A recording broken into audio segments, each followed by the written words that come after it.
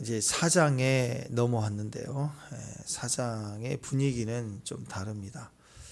엘리야가 호렙산에 나아갔을 때 그때 하나님 앞에 임재 앞에 나가잖아요. 그럴 때 열왕기상 19장입니다. 엘리야가 하나님 앞에 나갔을 때 갑자기 강한 바람이 막 산을 가르고 바위가 막 부셔져요. 강력한 임재가 임한 거죠. 휙 불어오고 막 바위를 부시고 막 바람 가운데 막 나가 떨어질 만한데 거기에도 하나님 계시지 않고 막 바람 후에 막 지진이 일어나요.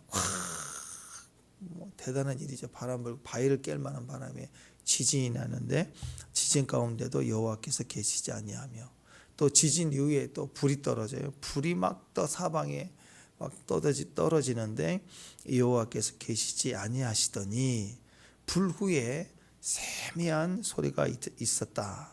그리고 이제 겉옷을 들고 얼굴을 가리고 막 벌벌 떨어서 주 앞에 나아가니까 주님이 엘리야야 네가 어찌하여 여기 있느냐 하면서 이제 주님 만나 주시는 장면이 열왕기상 19장인데 마치 비슷해요.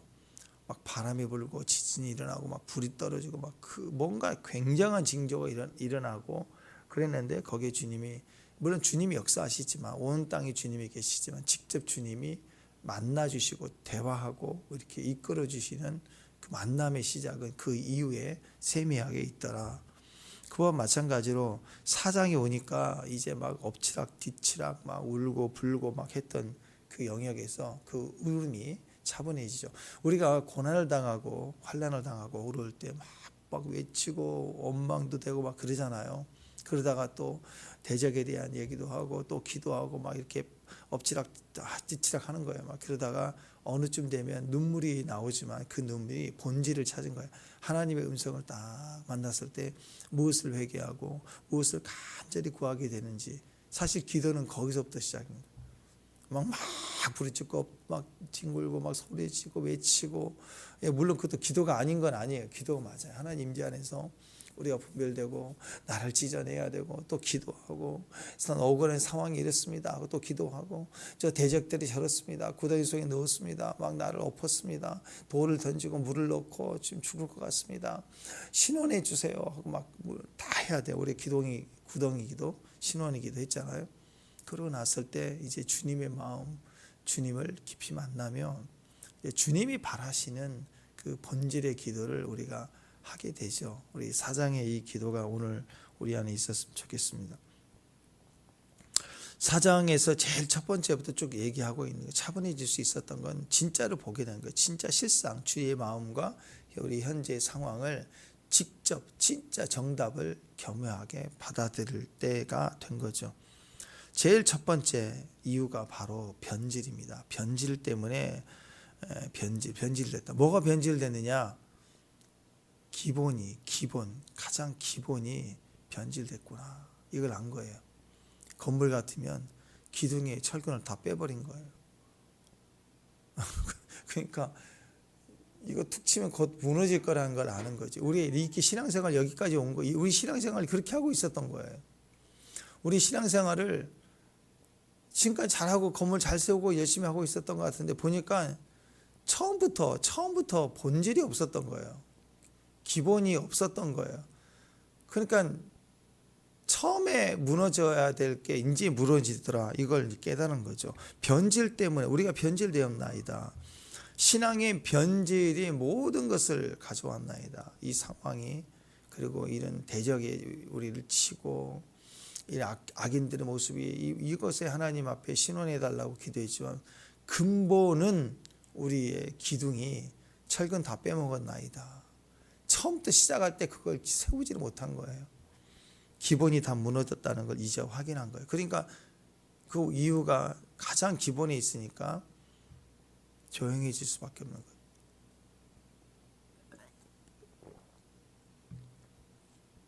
그래서 이 4장 전체 우리가 기도할 때 눈물의 기도 속에 제일 중요한 기도가 변질입니다.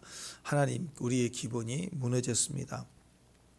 중간에 폭탄을 맞아서가 아니라 기본은 하나님 앞에 있는 그 기본이 무너졌나이다. 그러니까 4장의 눈물의 기도는 뭐냐면 우리의 기본을 회복시켜 주옵소서 이거예요. 자, 기본의 회복은 굉장히 중요한 의미를 갖습니다. 1절 한번 다시 읽어볼까요? 1절. 자, 시작. 슬프다. 어찌 그리 금이 빛을 잃고 정금이 변화했으며 성소의 돌이 각 거리 머릿돌에 쏟아졌는고. 보십시다. 다 무너진 거예요. 다. 정금. 여러분, 금이 빛을 잃으면 뭐 가짜이든지 아니면 진짜인지 금을 잃었다 그러면 얼마나 그게 오염이 됐겠어요. 변질 때문에 일인 일이 이 모든 일들이 벌어졌구나. 기본이 문제구나. 그래서 첫 번째는 신앙의 기본으로 돌아가자. 다시 돌아가자. 신앙의 기본, 기초. 당연히 하나님이죠. 반석 위에 교회가 세워지는 거예요. 모래 위에 집을 지을 수 없어요. 아무리 화려해도 홍수 나면 쑥 무너질 집이라고. 한때 중국 그 아파트 지어놓은 거 막 허당 지어놓으니까 좀 여름에 비 오고 나니까 계속 기울어진 빌딩 보셨잖아요. 안 보셨나요?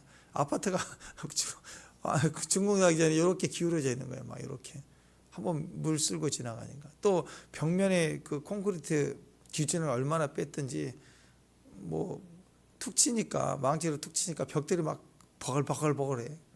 그런 아파트 롯데에서 살 수가 있겠어요? 다 원칙을 지키지 않아서 그렇다. 우리의 신앙의 기본은 당연히 하나님입니다. 절대로 내가 아니에요. 내가 기준이 될 수가 없어요. 우상은 철저히 나 중심이고 하나님이 도와줘야 돼. 신이 나를 도와줘야 돼. 이게 우상 숭배고, 신앙은 철저히 나를 바꿔서 내가 아니라 그리스도, 내가 아니라 그리스도. 십자가에서 예수님 죽으실 때 나도 못 박혔고 주님이 살 때 나도 살고, 그게 철저히 기본이에요. 기본. 애초부터 그 기초부터 갔어야 돼요. 모든 기도와 뭐 우리가 큐티도 하고 뭣도 하고 다 하지만 기본에서 끝나버리면 이건 아무리 크고 신앙 연수가 많고 신학을 하고 혹시 목사가 돼도 가짜예요. 가짜일 수밖에 없는 거예요. 내가 아니라 그리스도. 이게 단순한 시작인데 여기서부터 모든 것이 결정이 되어지더라. 예배 회복, 사랑의 회복, 하나님에 대한 예배, 제사, 기도 다 마찬가지. 성교. 생각해 보세요. 내가 시퍼렇게 살아있는데 제사를 지낸다. 내가 시퍼렇게 살아있는데 기도를 열심히 한다. 그 기도의 제목이 뭐겠어요? 전부 야망 아니에요? 야망, 욕심, 이거 주시고 저거 주시고. 내가 살아있으러 그런 기도 아니죠. 그죠? 또 선교 가요. 선교사 가가지고 막 휘젓고 다니면 뭐 하는 거예요? 다. 내가 살아서. 그렇게 흔들리는 거 아니겠습니까? 이런 신앙의 기본이 무너졌다 이거예요. 기초가 무너졌다. 그러니까 어느 순간까지 그렇게 화려해 보이는 것 같지만 다 무너지더라. 왜 무너졌느냐? 신앙의 기본 때문에. 이 백성 이 유다가 무너졌구나. 그래서 깨달은 거예요. 하나님이 멸망을 하시려면 바로 거기서 다 죽었죠. 그런데 바벨론에 왜 항복하라고 하는가? 그리고 항복해서 보냈는가? 그리고 성전까지 파헤치게 하셨는가? 성벽을 다 무너뜨린가? 기초가 잘못된 집은 다시 지어야 돼요. 다시 지어야 되는 거예요. 그래서 하나님이 이스라엘을 재건하기 위해서 70년 동안 옮겨서 그것을 다 파괴하고 무너뜨리고 그리고 다시 회복시키고 제2세들을 출 바벨론을 하게 하시는 거죠. 그래가지고 다시 하나님이 세우시더라. 변질이 언제 올까요? 언제? 우리 삶의 변질이 언제 올까요? 아마 세 가지가 아닌가 싶습니다. 하나는 크기가 바뀌었을 때, 사이즈가 바뀌면요. 어떤 식으로든 사이즈가 바뀌면 갑자기 사람이 변질됩니다. 또 두 번째는 고난이 올 때, 그 다음에 또 하나는 엄청난 풍요, 부가 올 때, 이상하게 사람이 이 세 가지에서 무너지더라고요. 인생을 살다 보면 어떤 뭔가 이렇게 교차될 때가 오는데 사이즈가 커질 때가 있습니다. 뭐 개인적인 것도 있지만 대표적으로 우리가 교회와 우리는 떨어질 수 없죠. 아멘. 교회 그런 머리에 그리스도가 머리가 되신 교회 공동체, 교회의 삶이 내 삶이에요. 여러분 교회가 살면요, 뭐 어떤 분은 뭐 나라가 살아야 돼, 나라가 멸망하면 교회가 어떻게 있냐고 막 공산주의 얘기하는데 아니죠, 여러분. 나라 멸망에도 이스라엘 백성도 나라 멸망에도 신앙인들 있으니까 다 회복되잖아요. 교회가 살면요 다 살아요. 가정도 살고 나라도 살고 다 뒤집어지게 돼 있어요. 나라하고 교회하고 싸운 적이 있잖아요. 로마도 싸웠고 공산주의도 싸우고. 공산주의가 교회를 이긴 적이 한 번도 없어요. 핍박을 하고 죽이고 순교하고 난리를 쳐도 교회는 절대 무너질 수가 없어요. 교회가 살면 가정이 살고 가문이 살아요. 수도 없이 많아요. 그 역사가. 그래서 교회가 자기하고 분리되면 절대 안 돼요. 교회가 나예요. 내가 교회예요. 그 안에 가정이 막 들어가 있는 거고, 내 인생이 들어가 있는 거고, 직장도 들어가 있는 거고, 거기서 같이 사는 거라고. 아니 뭐 그냥 쉽게 얘기해서 교회 성장을 우리가 뭐 숫자적인 의미가 아니지만 교회 사이즈가 커지면 그렇지 않아요. 여러분, 우리가 기초로 세워져 가는 분이 뭐 식당을 해도 교인들이 다 거기서 같이 먹고 마시고 도와주고, 그러면 그 사업도 살고 그럴 거 아니에요. 안 그래요 여러분? 우리 교인 성도님이 머리를 미장원을 하신다 그러면 거기 가서 머리 자르지 어디 가서 자르겠어요? 서로 도와주는 거고, 떡집 한다고 하면 거기서 떡 맞추는 거고, 서로를 돕는 거고, 그래서 더 그 부분에서 성장하고, 이런 거 하나하나라도 유익이 되고 커지는 거 아니겠습니까? 하물며 영적인 의미로서 얼마나 더 강력하게 나를 위해서 달려와서 같이 기도해 줄 수 있는 교회가 있다. 그게 나예요. 나와 교회를 분리시키면 절대 안 되는 거예요. 자, 그런데 한 개인도 그렇지만 교회도 그렇습니다. 교회 사이즈가 갑자기 사이즈가 커지잖아요. 그러면 개척교회일 때는 덜하지만 교회 사이즈가 커지면 변질되는 경우가 상당히 있습니다. 교회 사이즈와 상관없이 신앙의 기본이에요. 신앙의 기본이 뭐예요? 예배, 기도, 선교, 이거 기본입니다. 어떤 교회든 교회 이름의 관점과 중점이 커질 수 있죠. 뭐 구제하는 데도 있고 북한 선교도 하는 데 다 있겠지만, 이 핵심이 어떤 모양이든 교회는 예배를 하지 않으면서 북한 선교할 수 있는 것도 아니고, 균형이 다 맞아야 돼요. 또 기도, 중보기도 해야 되고, 그 다음에 열방에 또 선교, 구제 선교 해야 되고. 그렇지만 제일 기본이 뭐예요? 이건 표현이고, 감기는 내가 무너지니까 감기 증세가 나타나는 것처럼, 죄를 지으면 뭐 도둑질도 있고 거짓말도 있고 이런 증세가 나타나는 것처럼, 기도, 예배, 또 이 선교는 하나의 그 본 기본에서 나오는 거. 기본이 뭐예요? 하나님 사랑하는 거예요. 하나님 사랑하는 건 나를 철저히 끊어내야 되는 거. 나를 미워해야 돼요. 그래 하나님 사랑하는 거예요. 아니 두 사람이 사랑해서 결혼했는데 철저히 아내는 자기만 사랑해. 나르시스트야. 남편도 자기만 사랑해. 계속 부딪힐 거 아니에요. 계속. 먹는 것부터 시작해서. 어떤 신혼부부들은 너무 사랑해서 결혼한다고 하다가 신혼 살림 정할 때 거기서 싸워서 헤어지고, 막 데이트할 때는 괜찮은데 집을 구하는 문제에서 가구도 나는 이걸 원해 저걸 원해, 거기서 그게 심각한 싸움이 돼가지고 헤어지고, 그런 얘기가 너무너무 많아요. 너무 강하니까. 그러니까 여러분, 그건 다 뭐예요? 사랑하면, 사실 진짜 사랑하면 자기가 안 보여요. 그렇잖아요. 상대가 보이는 거잖아요. 맞춰주려고 하고. 교회도 마찬가지입니다. 기본은 하나님을 사랑하는 거예요. 이 나머지는 예배, 기도, 선교는 그것에 대한 영향력으로 나타나는 우리의 모습이죠. 근데 사람들이 인생의 사이즈가 커지게 되면, 기도, 예배, 선교가 하나의 자기의 우상이 되면 거기에 이제 흔들려요. 제가 살가면 이게 다 귀해요. 다 귀하고, 이 세 가지는 뭐 여러 가지가 있지만 저는 이 세 가지가 가장 중요한 거라고 생각해요. 영혼력을 반영하고 있는 가장 새 기둥이라고 생각을 합니다. 고아나부 나그네처럼 그걸 사명으로 가야 돼요. 그런데 고아 과부 나그네가 자기만 하면 얼마나 갈등이 돼, 그 가정에. 고아 과부 나그네가 모였지만 다 약자들이잖아요. 근데 상대 약자를 또 서로 돌보면 세상보다 행복한 거예요. 비전으로 삼으니까. 근데 어떤 사람은 예배가 좋대. 물론 예배 좋아요. 근데 24 예배에만 꽂혀 거기에 병이 들어있어요. 예배 병. 그걸 다른 걸 안 해. 기도하자 그러면 싫다고 그러고. 그래서 요즘 어떤 목사님 그 얘기까지 하잖아요. 요즘에는 교회가 찬양 병이 들었다. 무슨 의도냐면 찬양이 좋아요. 그렇지만 청년들이 찬양하는 것만 쫓아다니고 찬양만 하고 그게 예배인 줄 알고 청년 모임에는 헌신을 안 해요. 다른 교회 가서 드리고, 뭐 유명한 모임, 어떤 사람 부산까지 예랑고시 가가지고 드리고, 좋다 이거예요. 좋아, 예배를 드리는 거. 근데 그게 다인 줄 알아. 그러니까 그렇게만 다니는 청년들이 너무 불쌍하다. 교회가 다 병들었다, 이런 얘기까지 하는 거예요. 그리고 다른 선교 가자면 안 가. 예배가 좋대. 예배에 미쳐 있는 거. 그래서 뭐 좀 하자 그러면 안 해요. 교회 청소하자 그러면 안 해요. 예배만 하겠대. 병든 거예요. 우상이에요. 자기를 안 꺾는 거라고.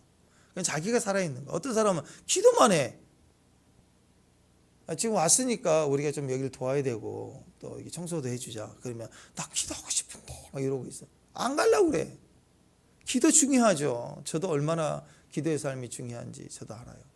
또 어떤 분은 후제 성경 일만 좋아해. 기도하지 않아. 예배 좀 해야 되면 예배는 늦게 올라와 가지고 그냥 예배는 겨우 참석하고 얼른 가서 또 일하고 일하는 데만 빠져 있고 뭐 하자 그러면 모이고 기도하자 그러면 또 안 모이고 이런 분들이 있어요. 근데 왜 그럴까? 그 기질의 중심에 나라는 게 시퍼렇게 살아 있어서 그래요. 이 세 가지가 다 중요해요. 어느 것 하나라도 이것을 우리가 우선순위를 정할 수가 없는 거예요. 다 그게 같은 사랑이 자기가 살아있는 걸 반영하니까 그것만 하는 거예요. 이게 되게 다 중요하다는 것입니다.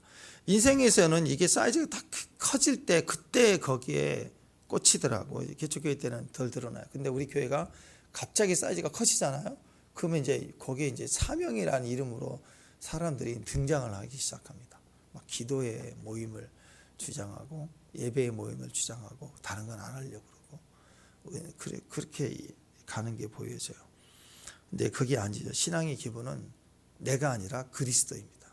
그 안에서 우리가 지어져 가는 거예요. 함께 지어져 가는. 성경에 얘기 나오잖아요. 머리가 제일 중요하죠. 그죠? 몸 중에. 근데 손이 내가 중요하다. 또 발이 내가 중요하다.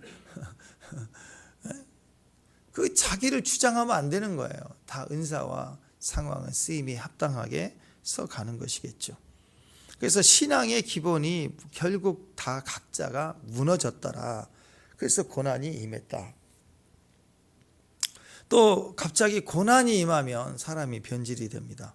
고난이 오면 우리에게 있어서는 믿음이 필요하죠. 고난이 오면 재정의 고난이 오면 은행 쫓아다니고 사람의 고난이 오면 인맥 형성하기 내 편 찾아다니고 어느 정도 도움이 좀 될 수도 있어요. 근데 고난은요, 첫 번째 이 고난은 믿음이 필요한 거예요. 믿음으로 넘어갈 수 있다는 걸 배워야 돼요. 근데 그 에무나 그 믿음이라고 하는 핵심은 무슨 뜻이냐면 견딤에 있거든요. 믿음이 있다는 건 견디는 거예요. 성도의 싸움은 끝까지 버티는 거예요. 죽을 때까지. 내가 자살하는 게 아니라 죽임 당할 때까지 버티는 거예요. 버티는 거예요. 에레미야가 던짐을 당하니까 견디잖아요. 죽을 때까지. 성도의 삶은 견디고 버티는 데 있습니다. 그게 믿음이에요. 오래 참고. 사랑은 오래 참고. 사랑은 누가 우리 몸에 제일 사랑하는 사람인가? 끝까지 견디는 사람. 버티는 사람. 그게 믿음의 모습이죠. 마지막 때 사랑이 식다. 마지막 때 내가 너의 믿음을 보겠느냐? 많은 믿음을 볼 수 있는 사람 누구예요? 견디는 사람입니다. 그러니까 하나님 바라보고 어떤 상황이든 기대하고 기도하고 기다리는 거. 그게 기적으로 가는 거예요. 기다리고 기도하고 또 기대하고 그럴 때 하나님 우리에게 던져주세요. 기적을. 자, 그래서 이 고난이라고 하는 것이 왜 믿음으로 가느냐? 믿음으로 가면 상황 역전이 아니라 고난이 믿음으로 갈 때 나를 정금이 되게 1절에 그 얘기 나를 정금이 되게 만드는 거예요. 나를 정금이 금빛을 내게 만든다고. 욥기가 자기 인생 바치면서 가정 다 파괴되고 무너지는 고난 속에 우리에게 확인해 준 사실이에요. 확인해 준 사실. 욥은 상상인물이 아닙니다. 욥은 실제 인물이고 실제 그 경험을 했던 사람. 하나님 보좌 앞에 사단이 딜할 만큼의 의인이었지만 그가 이 과정을 겪어내며 해낸 이야기가 원래 의인이지만 그 빛이 아닌 거예요. 진짜 다뤄진 불을 통과한 정금이 된 모습을 우리에게 보여주고 있습니다. 왜 믿음으로 가야 되냐? 정금이 되니까, 금빛을 나니까. 만약에 재정이 문제, 사람 쫓아다니고 은행 쫓아다니고 뭐 문제 터질 때 뭐 여기저기 쫓아다니면 혹시 그 일은 해결될 수 있겠죠. 그 일은. 근데 그 빛은 그때 반짝이에요. 결국 인생은 갈수록 관절도 아프고 머리도 아프고 뭐 암도 생기고 인생은 결국 이런저런 모양으로 병의 위험, 두려움들 다 있잖아요. 나이 들면 다 이렇게 흔들릴 거 아니에요. 약해지니까 결국 또 죽음 앞에 가야 되고. 그러니까 반짝이는 승리는 그냥 그때일 거, 그때뿐이지 영원한 빛이 아니라고. 진짜 빛이 뭐예요? 그 고난 중에 과거이지만 뭐 수십 년 전에 어떤 사건일지라 그때 믿음을 발휘해서 믿음을 버텼더니 주님이 이 부분을 주님이 내게 응답하셨다. 그 기억은요 계속 스토리로 남아요. 스토리로 빛이 난다고.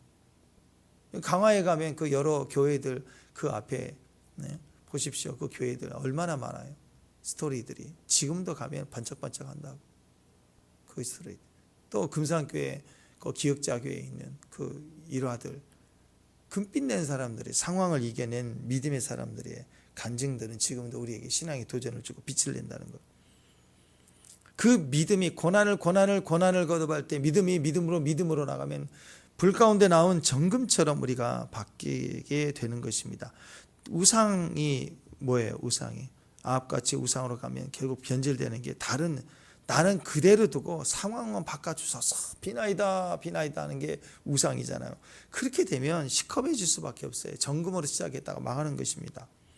현재의 고난은 장차 받을 영광과 비교할 수 없다 그렇지만 고난 회피적으로 계속 가면 그게 결국 우상입니다. 현재를 추구하고 물질을 추구하고 바뀌는 걸 추구하고 눈에 보이는 변화를 추구하고 이게 우상 숭배라니까요. 나를 건들지 말라는 거예요. 나를 건들지 말라. 세상만 건드려 달라 이거예요. 그러니까 우리가 잘못된 기도를 할 때 그거잖아요. 문제를 박살내 주세요. 또는 주여 내게 능력을 주세요. 그래서 제가 보란듯이 박살내 버리겠습니다. 이런 힘의 기도로 가는 거. 싸워서 이기려고 기도하는 거. 저는 이런 기도를 하신 분들 너무너무 많이 봤어요. 영적 전쟁한다며 시퍼렇게 혈기가 살아있는 기도. 막 목에 핏대를 세우고 하는 기도. 그게 때로는 하나님은 어쩌면 그분의 기도를 통해서 대적과 싸우시는 게 아니라 그 기도 속에 자신을 보지 못하고 하나님을 느끼지 못하고 오직 대적과 씨름만 하고 있는 모습을 볼 때 주님은 너무너무 그 옆에서 우시고 고통스러워 하실 수도 있겠다라는 생각을 한 적이 있습니다. 그래서 우리가 진짜 이 기도가 말씀 중심에서 나오는 것인지, 이 예배가 하나님을 정말 영광을 위해서 하는 예배인지, 내가 잘 돼야 되고 내가 영광을 얻는 그 결과만을 위해서 제사에 예물을 드리고 또 기도를 하고 철야를 하고 매달리고 있는 것은 아닌지 생각해 봐야 돼요. 그래서 내가 고난을 당하면 고난 중에 내가 어디로 튀는 걸 봐야 돼요. 고난 중에 어디를 튀는가. 저는 주중에 교회에 어떤 분이 와서 이렇게 기도하는 모습들, 그게 예배 시간이 아니잖아요. 근데 그분이 와서 꾸준히 기도하고 갈 때 그 모습 속에 하나님은 얼마나 그를 깊이 뭘 환상을 보여주고 무슨 역사를 당장 해주고 그런 것보다도 하나님 찾는 그 마음이 얼마나 귀한가, 그걸 보는 거예요. 그 마음이, 그 모습이 남아있어요. 잔상으로 지 않아요. 그러니까 오늘 또 왔겠다. 그러니까 그런 마음으로 기도를 하고 그런 모습들을 볼 때 그게 하나님을 향한 마음이죠. 생각지도 않은 날 어떤 교회에 와서 어떤 일들을 돕기도 하고 섬기기도 하고 있을 때 뚝딱뚝딱 소리가 날 때 그런 모습들, 또 밖에 나갔다 들어오면 이런 일이 되어졌을 때 뭐 해놓고 뭐가 보인다 그러면 다 또 어떤 중심에서 하나님과 또 주님 안에 서 있는 모습 보여줬구나 싶으니까 그게 교회 안에 풍요로움이고 그 안에 있는 풍성함 아니겠습니까? 하나님보다 나를 좋고 내가 더 좋고 하나님보다 내가 원하는 게 더 크고 분명한 게 있고 그것만을 위해서 반짝거리고 그거 끝나면 사라지고, 그게 우리에게 너무너무 그 순간순간은 이기는 것 같지만 사실은 그게 우리가 얼마든지 변질될 수 있는 신앙이라는 것이.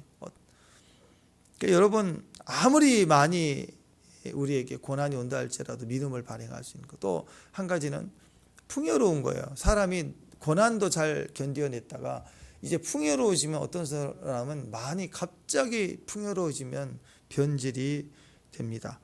선물을 주시니까 선물을 주시는 하나님이 아니라 선물만 붙잡고 그것 가지고 논의라고 사라져요. 대표적인 우리가 예로 들을 수 있는 게 요셉 아니에요? 요셉 보세요. 요셉은 110세에 죽었어요. 장수했죠. 그리고 17세의 종으로 팔렸습니다. 93년 동안 애굽에서 살았어요. 30세의 총리가 됐어요. 대단하죠. 30세의 총리가 돼서 거의 80년을 정상에서 인류 최대 정상에서 부유하게 살았어요. 부족함이 없어요. 아쉬움이 없었죠. 근데 그분은 애굽의 그 당대 최대 강국인 최대 부유국인 애굽의 영화 풍족을 다 누렸어요. 근데 그 사람은 애굽 사람이 아니에요. 항상 가나안을 꿈꿨어요. 근데 그가 죽을 유언에도 내가 죽고 우리 4대째 흘러서 애굽을 나갈 때 내 뼈를 가지고 나가라 유언을 남기자. 꿈에 자기 안에 모든 부를 갖다 줘도 꿈은 항상 가나안이었던 사람이에요. 하나님의 땅, 우리 땅 가고 싶다. 그러니까 하나님이 계속 부어줘도 뭐 그 연수를 막 부여로 채워도 의미가 없는 거예요. 아무것도 아닌 거예요. 왜? 나의 꿈은 오직 하나님. 근데 뭐 하나 손에 쥐어지면 그거 쥐고 절대 안 놔놔요. 그거 내놓으라 그럴까 봐 난리를 치는 거예요. 사람들은 보통 역경이 올 때 많이 무너지지만 역경을 만날 때 이겨내는 사람들이 있습니다. 근데 역경은 그래도 그나마 쉬운 편인데 부유가 오면 너무나도 많이 무너지기 시작하죠. 다 끝난 줄 알아요. 가나안 왔다고 생각하는 것 같아요. 근데 여러분 역경보다도 번성이 오면 거기서 쉽게 더 나은 조건, 환경이 오면 너무나도 신앙이 무너지는 걸 봐요. 병 낫기를 기도하고 결혼하기를 기도하고 또 합격을 기도하고 승진을 기도하고 사업의 번영을 기도하고 근데 그게 되잖아요. 그러면 그 안 될 때 막 매달리는 것보다 되고 나서부터는 이상하게 느슨해져 버립니다. 응답과 동시에 기도가 멈춰요. 과정 속에서는 견디며 버틸 수 있는데 응답과 동시에 기도가 멈추는 사람 너무 많이 봐요. 요셉은 종에서 벗어나도 감옥에서 벗어나도 끝까지 믿는 건 벗어남이나 성취나 또 유익이 아니었습니다. 선물이 아니었어요. 요셉은 끝까지 하나님이에요. 하나님이었기 때문에 흔들리지 않았어요. 처음부터 끝까지 하나님의 땅, 하나님의 계시를 받은 거예요. 그게 요셉의 위대함이라는 거죠. 하나님을 믿고 우리가 신뢰해야 됩니다. 왜요? 왜? 세니까? 능력이 많으니까? 문제 해결사니까? 아니죠. 그러면 곤란한 거예요. 그러면 요셉까지 못 가는 거예요. 하나 주면 거기서 끝나는 거예요. 항상 그렇습니다. 창조주 하나님의 능력, 하나님이 내 모든 문제를 해결해 줄 수 있는 분, 그렇기 때문에 내가 주님을 믿습니다. 그러면 흔들리게 돼서 주면 동시에 기도가 끝나요. 거기에 안주해버려요. 그러니까 하나님 그게 언제까지 하나님이 우리에게 다 주시냐고 생각해 보세요. 이상하게 초보신앙 막 성령 받고 막 이럴 때는 응답이 잘 돼요. 막 택시 비가 오는데 택시 좀 잡아야 되는데 그러면 진짜 택시가 눈앞에 와 있어. 진짜 유턴해 가지고 온다니까 나를 보고 하나하나 생각하면 온다고. 야 오늘 또 오징어 젓갈 너무 갑자기 먹고 싶다. 어디가 사야 되지? 막 그러게 되면 오징어 젓갈을 선물을 가져와요. 진짜. 처음에는 그래. 처음에는 또 선교 가면 그래. 선교 가면 진짜 거기에 오징어 젓갈이 있을까요? 근데 오징어 젓갈을 가지고 와. 그 하나님 그렇게 먹이신다. 근데 신앙이 커지면 이건 힘으로 그냥 전화 한 통화만 될 일인데 안 돼. 진짜 이게 안 돼. 버텨야 돼요. 버텨야 돼. 그게 우리를 하나님이 외면하신 게 아니라 너무 사랑하셔서 너무 사랑하니까 제한하신단 말이에요. 바울은요 죽은 자도 살렸지만 자기 육체의 가시 기도해도 외면당하잖아. 근데 바울이 외면당하는 게 기뻐서 약함을 막 자랑해. 그 다음부터는 막 그 계시에 임하니까 구덩이 기도 구기자가 되니까 오늘 요 본질 기도가 되는 거예요. 본질 기도가 안 된다니까. 구기자까지는 가는데 구덩이까지는 되는데 직면했어요. 내가 순살 아파트구나. 그러면 그거 땜빵에서 살면 안 되죠. 다시 지어야죠. 그거 어떻게 살아요? 다 질병 고쳐준다? 그럴 수 없어요. 뭐 다 예언이 맞아요. 그럴 수 없어요. 계시 환상 웃기지 마세요. 저는 환상과 계시를 믿습니다. 그러나 믿지 않아요. 환상과 계시를 보는 사람은 믿지 않아. 저부터가. 그래서 말씀으로 기준 받고 가야 돼. 환상을 봐야 돼. 그렇지만 본질이 안 되면 절대로 믿어서는 안 돼. 그래서 큐티가 좋은 거예요. 큐티를 통해서 날마다 내가 꺾여야 돼요. 큐티 때문에 힘들어요. 그래도 버티고 왔어요. 그러면 왜 말씀 때문에 버틴 거잖아. 말씀으로 가야 되지 않겠습니까? 내게 가장 좋은 걸 주시는 분이 우리 아버지예요. 그죠? 토부. 창세기 하루하루 보시기에 좋았더라. 토부. 하나님은 좋으신 하나님. God is good. 아멘. 그래서 God is good. 거기서 굿모닝이 나온 거예요. 아침에. 옆 사람 보시고 굿모닝. 굿모닝. 거기 의미를 조금 더 부여한다면 GOOD가 굿이니까 0 빼버리고 O 하나 빼버리면 GOD죠. God morning. 아멘. 우리 교회는 God morning. 까봤니? God morning. 자, 한 번 더 옆 사람 보고 God morning. God morning. Good morning. God morning. 예, 하나님의 날이에요. 하나님 우리에게 주시는 날. 하나님 좋으신 분이에요. 그러니까 좋으신 분은 뭘 쳐도 다 좋으세요. 요한계시록 마지막에도 얼마나 새하늘과 새 땅 새 예루살렘으로 좋은 것으로 끝나잖아요. 아멘. 그러니까 처음과 끝이 동일하신 하나님은 지금도 좋으시죠. 그분이 우리에게 주신 모든 건 다 좋으세요. 아멘. 무슨 말씀도 다 좋은 말이에요. 징계의 말씀도 채찍의 말씀도 아멘. 심지어 몸의 감기도 다 좋은 거예요. 다. 감기 들어도 내가 감기 들었다 그러지 말고 감기 들어도 하나님이 내게 선물 주신 것처럼 여기세요. 아멘. 기뻐하세요. 그러면 감기가 들어왔다가 당황한다니까. 놀래. 뭐야? 감기가 정착을 못해 이게 안 맞아가지고 어떤 질병이 와도 반응이 틀리면 이건 막 왕따 당한다고 몸에서. 있을 수가 없죠. 하나님을 신뢰하는 거예요. 하나님 어떤 것조차도 징계조차도 그렇잖아요. 사랑하지 않으면 자식을 징계하지 않는 부모가 어디가 있어요? 한 번도 안 때리는 부모 있나요? 없어요. 부모나 뭐 돈 받고 위탁한 사람은 문제 안 일으켜야 되니까 어느 선까지만 하지만 더 이상 하지 않는다. 울어대거나 막 몸부림치거나 징계하지 않는다. 근데 부모니까 폭력을 행해서는 안 되겠지만 그래도 반드시 징계 없는 부모가 어디가 있어요? 따끔한 소리 하지 않는 부모가 어디가 있냐고. 버린 자식이면 내버려 두죠. 괜히 곤란하니까. 하나님도 우리를 징계하셨다는 건 하나님 우리를 사랑하셨다는 거예요. 아멘. 그 옛날에 그 예화 얘기 있잖아요. 그 목사님, 그 이름 뭐야? 그 유명 목사님이신데 그분도 입양 가가지고 미국인 가정에 입양을 갔는데 사춘기 때 심각한 방황을 하게 됩니다. 그분이 이제 목회기를 갈 때까지 신앙이 꺾이는데 그 아버지 역할이 너무 귀했던 거예요. 그 미국인 아버지. 살할 때 보니까 차별을 하는 거예요. 거기서 나는 역시 그냥 도의적으로 아버지지 진짜 아버지가 아니구나. 나는 내 아버지도 한국인 아버지로부터 거절당했고 이제 미국인 아버지로부터도 거절당하는구나. 그런 왕따를 느끼는 거예요. 왜냐하면 자기 형들이나 동생 친자식은 때리는데 무슨 있으면 때리는데 야단만 자기도 분명히 같이 있는데 너는 들어가 그리고 야단치고 막 이러니까 자기의 가장 심각한 자기 안에는 매를 안 맞아서가 아니라 이게 쌓이니까 나를 사랑하지 않는구나 차별하는구나 라고 하는 심각한 고민. 그때부터 애가 삐뚤어지기 시작하는 거예요. 이 불량한 애들과 놀고 집에도 안 들어오고 그래서 얘가 심각해지니까 학교에서도 문제를 일으키고 그래서 부모님을 오라고 그랬어요. 상담을 심각하게 하는 거예요. 이유가 뭐냐? 집에서 문제가 있느냐? 없다. 다 없다. 똑같이 해준다. 그래서 선생님이 얘를 불러다가 얘기를 한 거예요. 너 솔직히 얘기해라. 왜 그러냐? 처음 자기 마음을 얘기하는 거예요.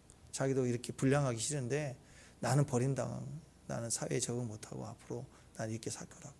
난 버린 자식이라고. 왜 그러냐 했더니 나를 차별한대 가정에서. 난 2번 상처받았다. 그래가지고 아버지하고 불러다 이 얘기를 다 해준 거예요. 근데 그 다음날 애가 학교로 다시 왔는데 애가 얼굴이 환해져가지고 막 얘가 또 완전히 달라진 거예요. 선생님이 너무 좋아가지고 너 무슨 일 있었니? 막 어제 무슨 일 있었니? 선생님 저 어제 맞았습니다. 매를 맞았대. 아빠한테. 그러니까 우리는 배려했다고 하지만 그게 아닐 수도 있는 거예요. 진짜는 징계하지 않은 아버지가 어디가 있어요. 야단도 치고 징계도 하는 거고. 왜? 사랑하니까 그렇게 되지 말라고.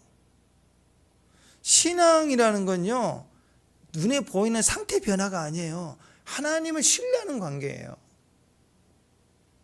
인간적으로 신뢰하는 진짜 신앙이 우리를 계속 건축해 가고 인테리어도 되어져 가는 것이죠. 인테리어는 시간이 지날수록 채워지면 되고 가구도 사면 되는 거예요. 그런데 기둥을 빼버리고 박을 다시 교체할 수는 없잖아요. 신앙이 기본만 되면요, 그 다음에 하나님이 더해 주세요. 막 이 가구도 자꾸 바꾸면 돼요. 인테리어 외벽도 바꿀 수도 있고.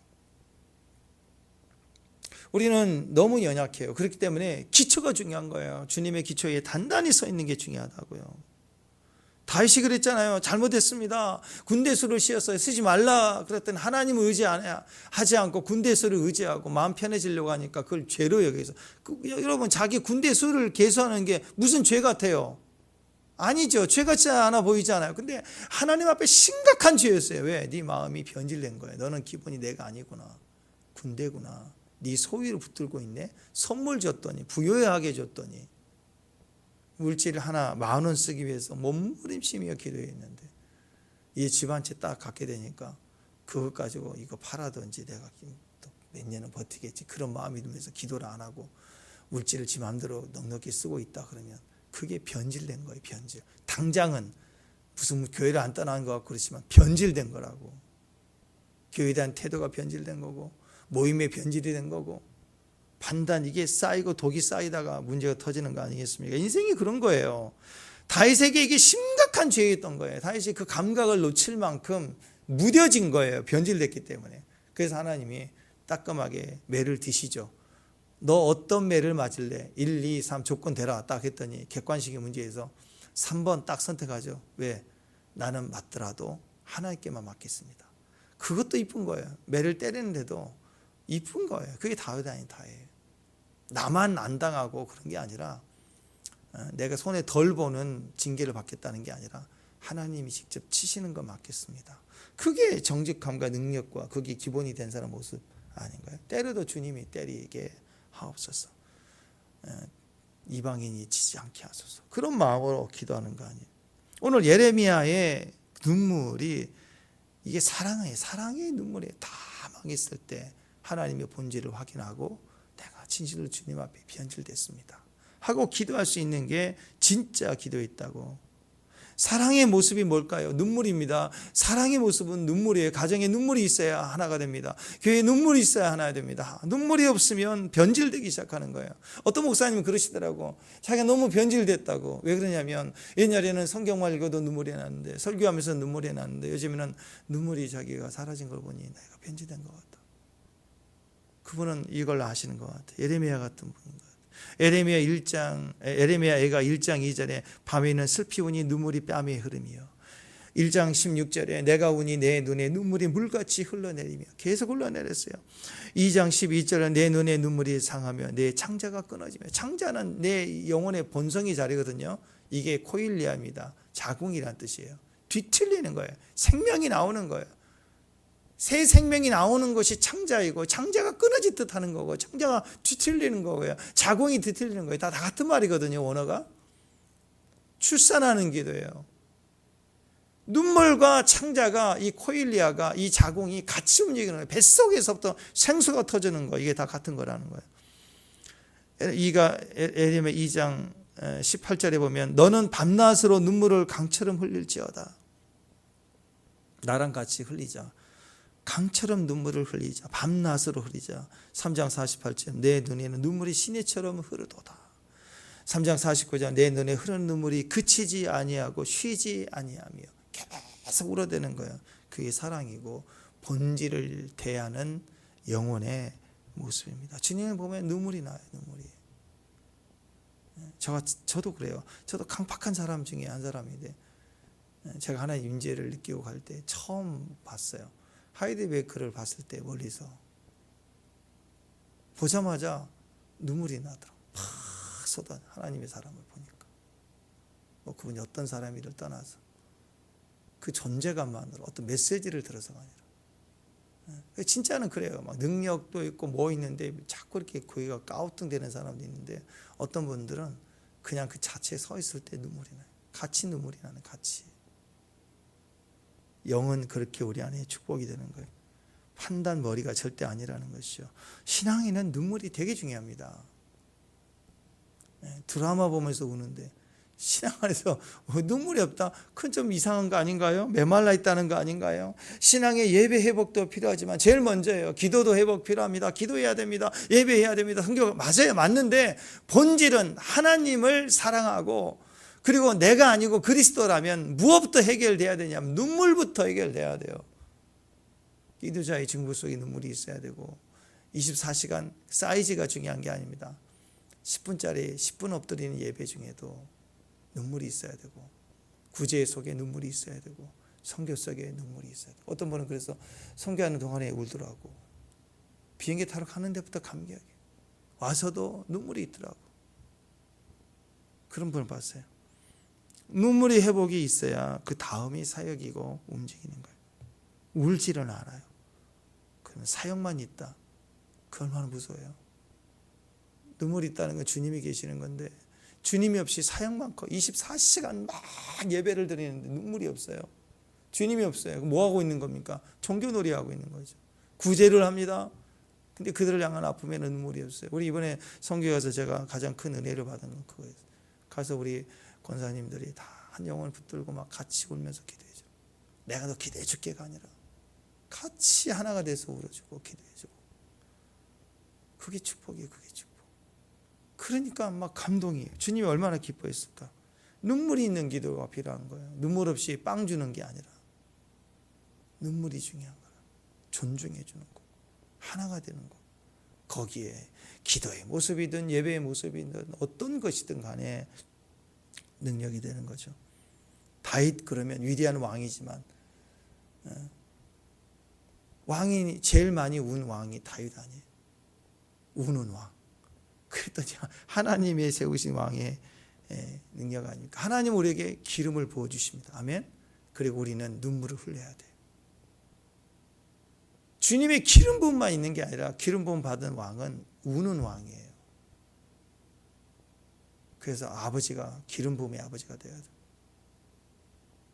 기름 부음 받은 아버지는 우는 아버지. 옳은 것만 있고 분노만 있고 가르침만 있으면 안 돼요. 우리는 같이 울어야 되는 거죠. 교회는 세상에 대해서 기름 부음 받았기 때문에 교회는 울어야 되는 거예요. 예레미야의 강력한 능력은 눈물 때문에 나라 망했지만 끝난 게 아니에요. 왜? 우는 사람이 있으면 안 끝나는 거예요. 의인 10명을 소돔성에 바라보고 의지했을 때도 우는 사람을 찾은 거예요. 하나님은. 우는 사람이 없었다라는 거죠. 이 마지막 때 대전쟁이 있다고 난리가 난다고요? 괜찮아요. 눈물이 있는 교회, 눈물이 있는 가정, 눈물이 있는 사업은 절대로 안 망합니다. 다 굳어놔도 살려내요, 하나님. 예레미야 지금 나라 망하고 있는 눈물이잖아요. 그래서 뒤집어 놓고 다시 새로운 시작이 있는 거예요. 울어야 돼요. 울어야 삽니다. 막 폭풍 중에 막 환상 떴다 봤다 뛰는 기도가 중요한 게 아니라 그때 반짝거리는 거, 그런 거 말고 진짜 우는 거. 저는 이단이 우는 거 본 적이 없어요. 좀 잘못된 신앙을 가진 사람, 극단적이고 막 이렇게 신비주의가 한 사람들, 나는 우는 걸 못 봤어요. 근데 조용히 폭풍 가운데서 기도하고 뭐 불 떨어졌다고 기도한 거 봤는데 조용히 주님을 만나고 기본 속에 내가 무너짐을 회개하고 주님을 찾는 그 눈물이 없더라고. 고통스러워서 우는 거 말고요. 아프다고 우는 거 말고, 주여 내가 주님을 만나 내가 주의 눈물 가운데 들어갑니다 하고 그 빛을 다시 회복하는 기도. 이게 눈물이 기도. 눈물을 흘려야 씻어지거든요. 깨끗해져요. 안구정화. 안구정화 그러죠. 오늘 주님이 우리에게 기름 부었다고 할 때 벌벌 우리 벙벙 뜨잖아요. 근데 기름 부음이 어떻게 왔나요? 그분이 우리에게 기름을 부으실 때 옥합은 깨졌잖아요. 그분은 십자가의 피가 흘렸기 때문에 기름 부음이 있는 거예요. 기름 부음이 현상만 가지고 막 뭐 신비적으로 뛰지 말고 기름 부음을 왜 주셨을까? 부모님이 나에게 이 선물을 주실 때 얼마나 고생했을까를 나중에 우리가 보게 되는 것처럼요. 기름 부음을 생각하면 그분의 핏값을 생각해야 되고, 그리고 그 속에 내가 감사의 눈물을 흘려야 그게 진짜 기름을 담는 그릇이 되는 거죠. 사랑하는 여러분, 우리가 부모가 흘리는 그 눈물을 보시고 하나님은 우리에게 역사해 주시잖아요. 그렇죠? 우리 부모가 울어야 되고, 교회에서 여러분이 울어야 되고, 우리가 세상에 나가서도 우리가 엎드리고 울 때 하나님이 이 모든 것들을 주관하시고 역사해 주심을 믿습니다. 다윗처럼 왕인데도 울 수 있는 왕 같은 제사장이 되기를 주님의 이름으로 축원합니다. 기도하겠습니다. 하나님 감사합니다. 하나님, 우리의 눈에 눈물이 마르지 않도록, 요즘 세상이 마찬가지로 우리 눈에 하나님의 안구 건조증이 걸려가지고 눈물이 없습니다. 너무 드라이해졌습니다. 말라갔습니다. 오늘 말씀 하나님 마지막에 우리에게 주신 말씀처럼 자식을 삶아 먹어도 아무런 느낌도 없고 쇠약해가고 찔려도 줄여도 아무런 감동과 찔림도 정죄도 없는 그런 마른 눈동자가 아니라 하나님으로 항상 적셔져 있는 주의 눈물을 흘리는 귀한 종들 되게 하셔서 하나님, 우리가 주님 앞에 또 주님과 동행하고 주님의 끝날까지 주의 충성할 수 있는 귀한 종들 되게 하옵소서. 예수님의 이름으로 기도합니다.